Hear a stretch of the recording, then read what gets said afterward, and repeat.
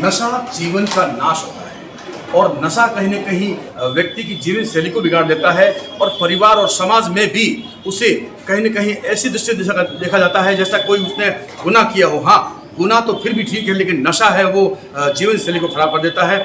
आज नशा मुक्ति रक्षक नशा मुक्ति केंद्र और पुनर्वास केंद्र का आज 9 वर्ष पूरे होने के बाद यहाँ पर जो है वो फलोदी राजकीय जिला अस्पताल फलोदी में यहाँ पर रखा गया है रक्तदान शिविर का आयोजन। हम आपको बता दें कि युवाओं को नशा छुड़ाने के साथ साथ जो रक्त की जरूरत पड़ती है, गर्भवती महिलाएं हो चाहे बड़ी वो अपघात मरीज हो, उनको उस पर भी रक्षक नशा मुक्ति केंद्र समय समय पर अपनी सेवा देते हैं। और यहाँ की टीम जो है वो मैं आपको दिखाना चाहूँगा। ये टीम जो है वो जो खड़ी है, ये टीम सदैव तत्परता से काम करती है और जरूरत पड़ने पर ये हर सामाजिक दृष्टिकोण से देखा जाए तो काम करती है और रक्तदान में अग्रणी भूमिका रहती है। हमारे साथ हैं भास्कर पॉइंट, उनसे पूछेंगे कि क्या कुछ है रक्षक नशा मुक्ति केंद्र का कार्य और युवाओं को नशा छुड़ाते 9 वर्ष पूरे हो गए और अब जो है वो जो नशे में लिप्त थे वो आज रक्तदान कर रहे हैं युवा।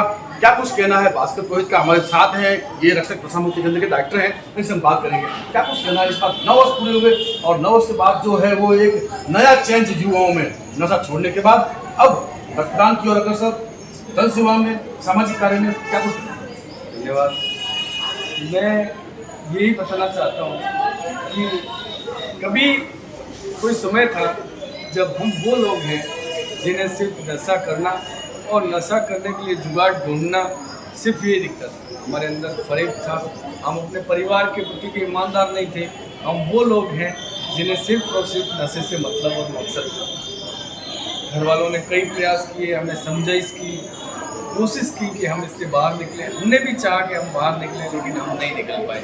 हमारा काम था सिर्फ नशा पीना और नशा पीने के लिए और जरियों और संसाधनों को ढूंढना। समय के साथ हम लोग नशा मुक्ति केंद्र गए, जहां टीम रक्षक सेवा संस्थान द्वारा हमारी सेवा की गई, मार्गदर्शन किया गया। हमें ये समझाया गया कि किस तरह से जो है हम इस बीमारी से, मनोरोग की जो बीमारी, उससे बाहर निकल सकते हैं और समाज और देश और परिवार के लिए उपयोगी सदस्य बन सकते हैं। तो हमने यही समझा कि हमारा जो दिमाग है, जो नशे के अंदर आत्म केंद्रित हो रखा है, सिर्फ और सिर्फ नशे से ही मकसद है, उस दिमाग को डाइवर्ट करके समाज और प्रकृति के लिए जो जरूरी सेवा कार्य है वो हमको करने चाहिए, उसमें इसे लगा देना चाहिए।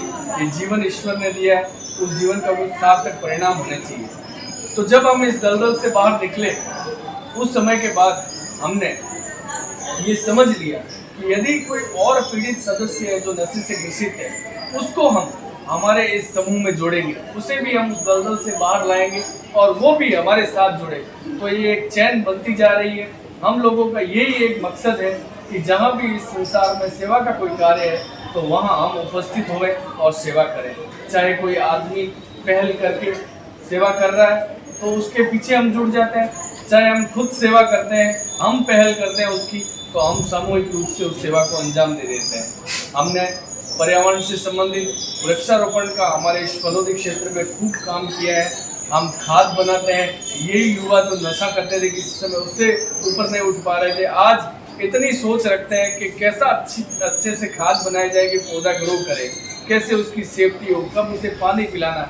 कमिटेड है बिल्कुल, उस समय जाके उस पौधे को पानी पिलाना है, उस समय उसको जो है खाद देनी है।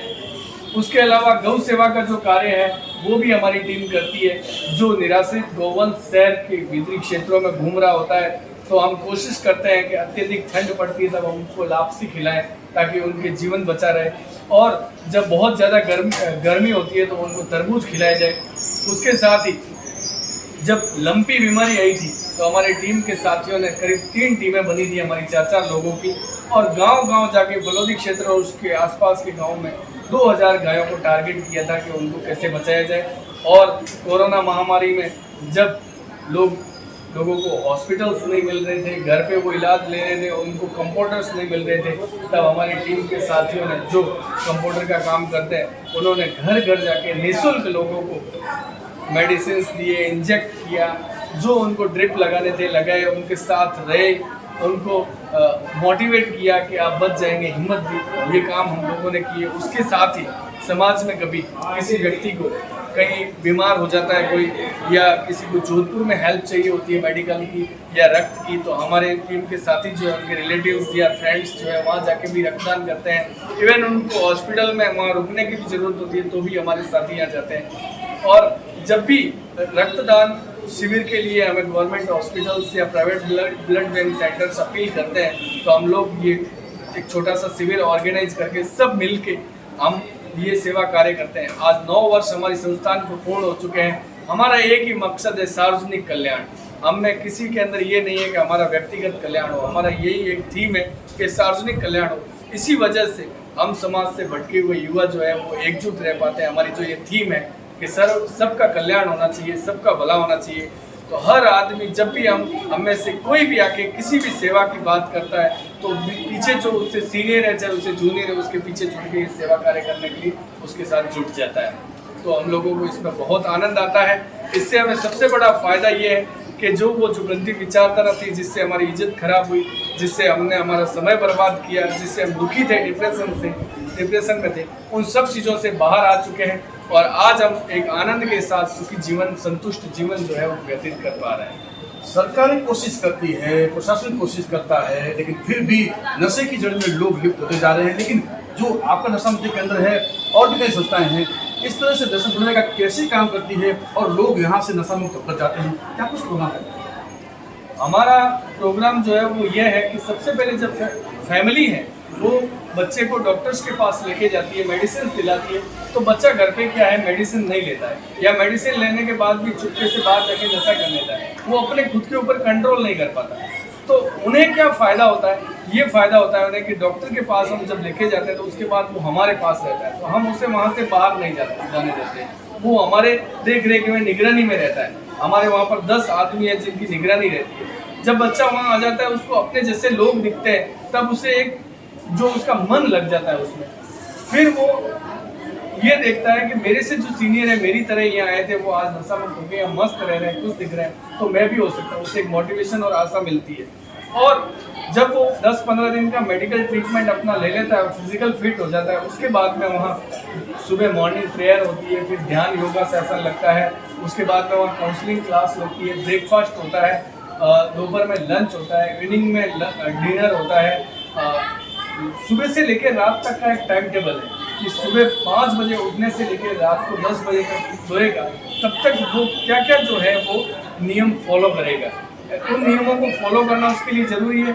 और उन्हें जो लोग नशा छोड़ चुके हैं, जिन्होंने भी नशा छोड़ा है, वो अपने अनुभव शेयर करते हैं कि हमने नशा छोड़ा तब हमें क्या क्या दिक्कतें आई थी, क्या परेशानी आई थी, और हमने अपने आप को क्या फीडबैक दिया, अपने स्पॉन्सर से क्या फीडबैक लिया, अपने सीनियर से क्या सुझाव लिया, और किस तरह से हमने जीवन को जिया, ज़िंदगी की शर्तों पर एक्सेप्ट किया, कैसे हमने पैसेंस रखा, कैसे हम अपने अंदर संतोष लेके आए, कैसे सहनशीलता लेके आए, कैसे कर्मशीलता लेके आए।